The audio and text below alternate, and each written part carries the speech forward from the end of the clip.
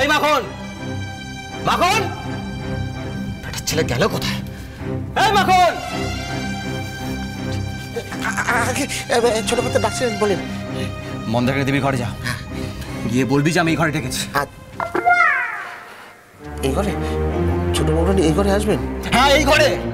তুই যাবি নাকি আমি নিজে ডেকে আনবো? ডাকছি ডাকছি।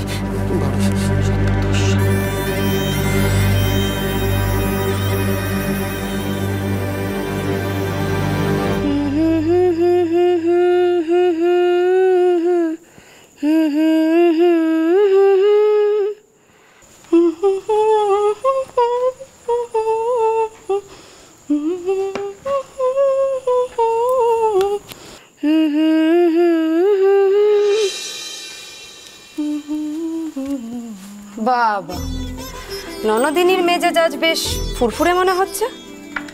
তা কোথায় যাওয়া হয়েছিল আজ? ওই একটু গড়ের মাঠে হাওয়া খেতে গেছিলাম। তো সময় কত হয়েছে সেটা দেখেছিস? এত দেরি তো তোর হয় না কখনো। আর এমনিও দিনকাল ভালো নয়, অনাথ ঠাকুরপো সাথে গেলে তা নয় একটা ব্যাপার। বৌদিদি, আমার না অনাথ বাবু ছাড়াও অনেক বন্ধু আছে, বুঝেছো? এবং তারা না খুব দায়িত্ববান। কেউ কেউ তো অনাথ বাবুর থেকে একটু বেশি দায়িত্ববান, এ আমি নিশ্চিতভাবে বলতে পারি।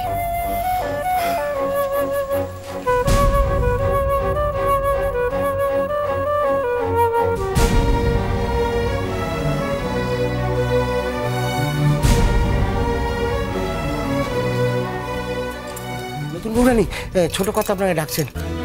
কি ডাকছেন? ছোট কথা, তেনার ঘরে আপনাকে ডাকছেন। কেন গো? তা আমি কেমন করে জানবো? আপনি শিগগিরি করে যান, তিনি তাড়া দিচ্ছেন। আমি যাই, অনেক কাজ আছে। ও হরি দিদি, এই সন্ধেবেলা উনি আবার আমাকে ডাকছেন কেন গো? নিশ্চয়ই আবার রাগারাগি করবেন। আমি বরং এক কাজ করি, মাখন দাদাকে দিয়ে বলে পাঠাই যে তোমার না খুব শরীর খারাপ, আমি এখন এই ঘরখানা ছাড়তে পারবো না। কোনো দরকার নেই। এই তোর সবসময় বিধবা মেয়ে মানুষের সঙ্গে থাকা কিসের রে? যা দূর হয়ে যা আমার ঘর থেকে। ও মা, তুমি আবার রাগ করছো কেন? না করার কি আছে? তোর কানে কথা যাচ্ছে না? বললাম তো বেরিয়ে যেতে। যা যা, বেরিয়ে যা আমার ঘর থেকে।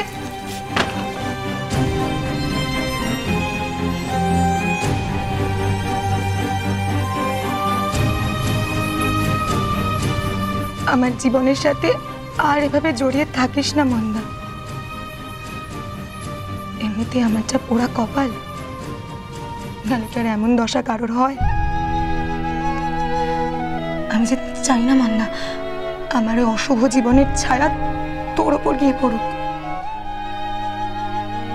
আর তার উপর এখন তো আমার শরীরে অন্য পুরুষের ছোঁয়া লেগে গেছে রে।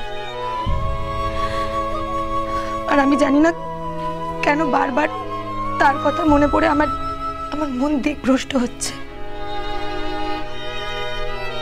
আমি কি তবে পাপী হয়ে গেলাম?